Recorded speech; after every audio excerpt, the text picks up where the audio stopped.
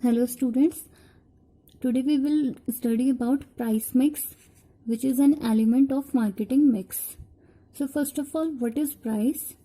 Price may be defined as the amount of money paid by a buyer or received by a seller in consideration of the purchase of a product or a service. So price क्या होता है? ये वो पैसा है जो कि buyer पे करता है और सेलर रिसीव करता है किसी प्रोडक्ट को परचेज करके, परचेज प्रोडक्ट को या फिर सर्विस को परचेज करने के लिए पे किया जाता है। जो प्राइसिंग है वो बहुत ही इम्पॉर्टेंट प्लेस ऑक्यूपाई करते हैं marketing of goods and services में। कोई भी प्रोडक्ट बिना प्राइस टैग के लॉन्च नहीं किया जा सकता, या फिर एटलीस्ट कुछ गाइडलाइंस बताई गई हो प्राइस के रिगार्डिंग। जनरली प्रोडक्ट का प्राइस जब इंक्रीज होता है तो उसकी डिमांड कम हो जाती है। In today's world most of the firms जो कम्पीट करते हैं वो प्राइस के बेसिस पे कम्पीट करते हैं एक दूसरे से, जैसे कंपटीशन क्रिएट होता है एक दूसरे फर्म्स के बीच में प्राइस को लेकर। इसलिए एक सिंगल फैक्टर है ऐसा जो कि सबसे ज़्यादा रेवेन्यू और प्रॉफिट को अफेक्ट करता है, फर्म की रेवेन्यू और प्रॉफिट को अफेक्ट करता है। So pricing decision is very important in marketing. So नीचे प्राइसिंग स्ट्रेटेजीज बताई गई है कि किस तरह से हम प्राइस डिसाइड कर सकते हैं, जिसमें फर्स्ट है प्राइस स्कीमिंग। इसमें क्या है? Under this strategy higher prices are charged during the initial stage of the introduction of a new product to recover fixed cost quickly. इस स्ट्रेटेजी में इनिशियल स्टेज पे प्राइसेस ज़्यादा चार्ज किए जाते हैं। इनिशियल स्टेज यानी जब कोई नया प्रोडक्ट लॉन्च होता है तो जो उसका स्टार्टिंग पीरियड होता है उस टाइम पे ज़्यादा प्राइसेस चार्ज किए जाते हैं ताकि वो फिक्स्ड कॉस्ट को रिकवर कर सके। जो जितनी लागत लगी है प्रोडक्ट को बनाने में, उसको कॉस्ट को कवर करने के लिए ज़्यादा चार्ज किया जाता है price. For examples, Sony and Philips use this strategy to market their top and high tech products.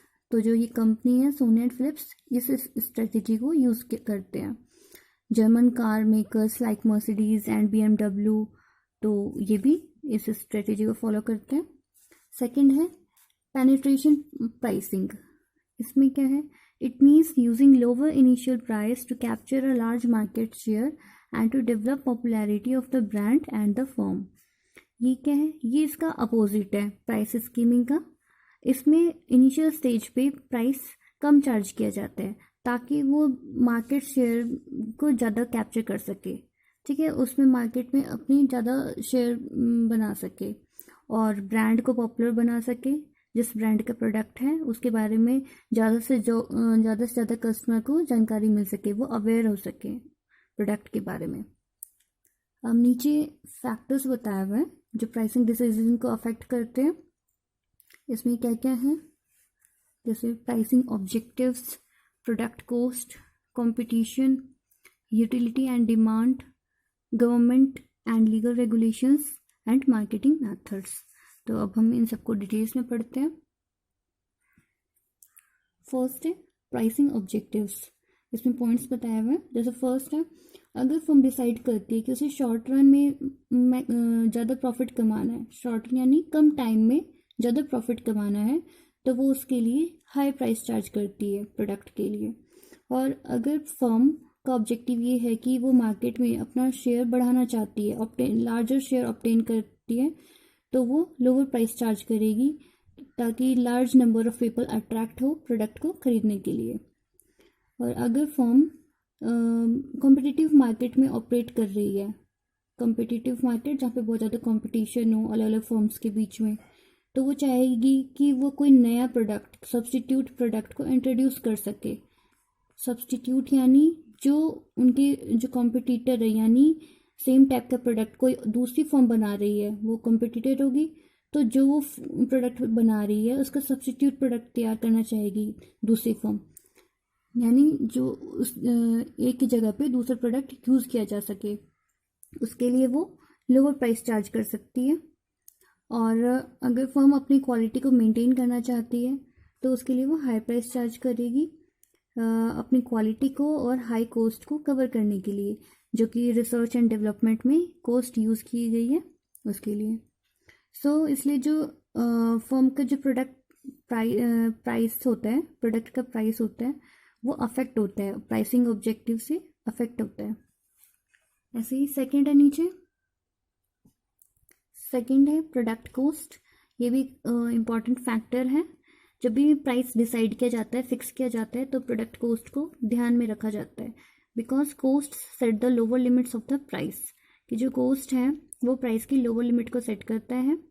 ये इम्पॉर्टेंट है कि जब भी प्राइस डिसाइड किया जा रहा है तो वो ऐसा प्राइस होना चाहिए कि वो टोटल कॉस्ट को रिकवर कर सके लॉन्ग रन में, और इससे कोई रिस्क भी नहीं रहता बिजनेस में ज़्यादा। अब जैसे नीचे बताया हुआ है, जो कॉस्ट है वो भी 2 टाइप्स की है। जैसे फिक्स्ड कॉस्ट, इसमें एग्जांपल हो गया जैसे रेंट ऑफ द प्रीमिसेस, मतलब जो बिल्डिंग है जहाँ पे प्रोडक्शन किया जा रहा है वहाँ का रेंट देना वो तो कंपलसरी है, फिर सैलरीज देनी पड़ेगी स्टाफ को, तो ये क्या है, फिक्स्ड कॉस्ट, जो कि पे करना ही करना है। दूसरा है वेरिएबल कॉस्ट, इसमें है cost of raw materials, direct labour cost etcetera. तो ये कॉस्ट कम ज़्यादा हो सकती है, ठीक है, तो ये दोनों कवर हो सके लॉन्ग रन में, तो इसे इन सबको ध्यान में रखते हुए प्राइस डिसाइड किया जाता है। थर्ड है extent of competition in the market. Competition भी एक इम्पॉर्टेंट फैक्टर है जब प्रोडक्ट का प्राइस डिसाइड किया जाता है। जब कोई फर्म कोई भी कंपटीशन फेस नहीं करती है, मतलब कोई भी उसका कॉम्पिटिटर नहीं है, तो वो अपने अकॉर्डिंग कितना भी प्राइस डिसाइड कर सकती है, फिक्स कर सकती है प्रोडक्ट के लिए।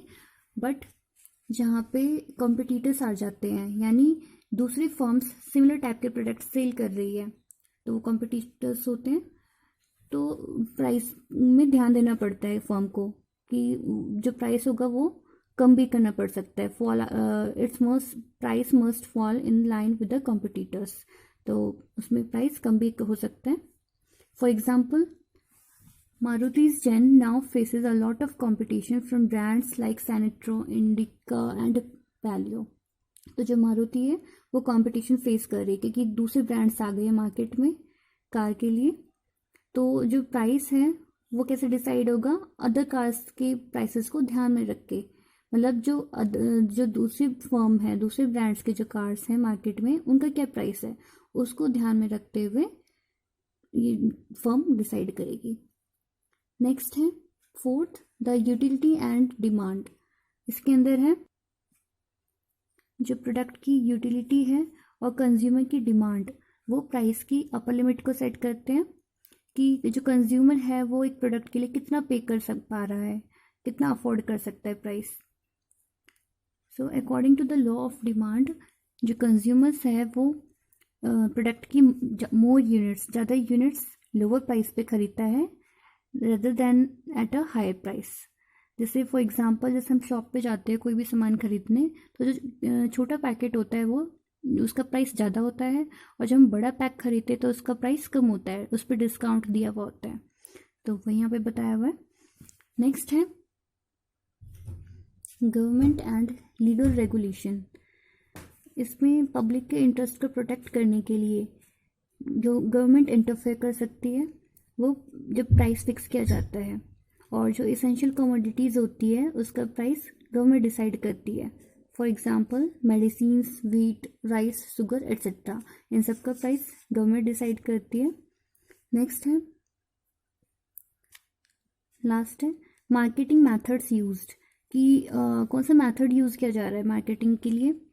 सो जो प्राइस फिक्सेशन प्रोसेस है वो अदर एलिमेंट से भी अफेक्ट होता है मार्केटिंग के, such as distribution system, quality of salesman employed, quality and amount of advertising, sales promotion efforts, type of packaging, ये सारी चीज़ें भी अफेक्ट करती है।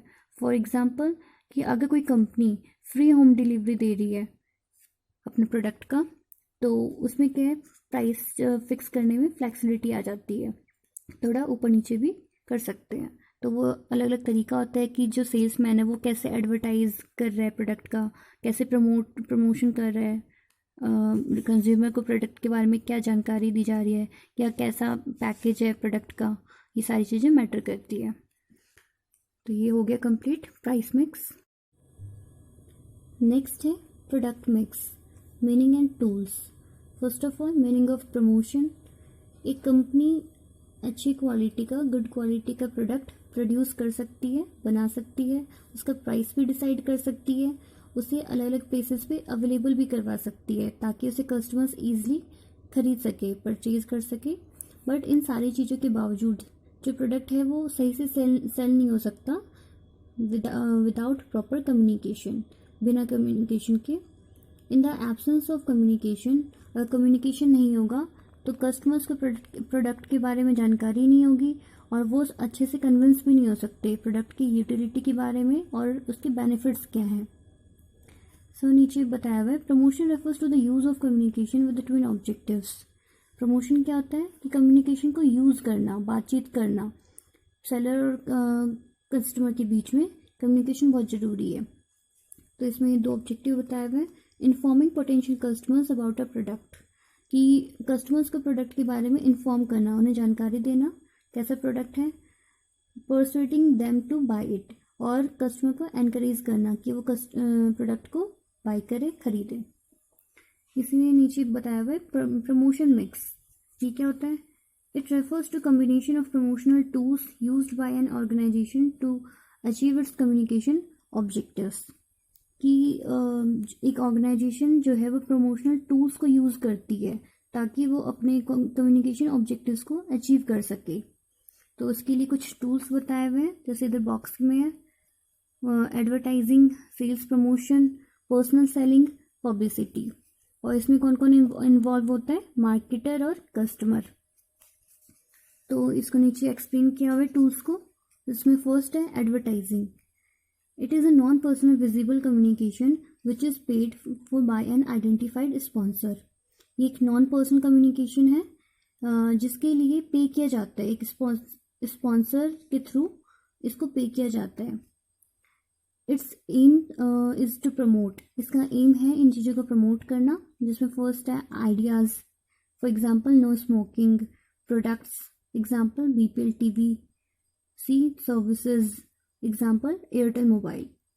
तो ये एडवर्टाइजिंग के एग्जांपल है। नेक्स्ट है सेल्स प्रमोशन।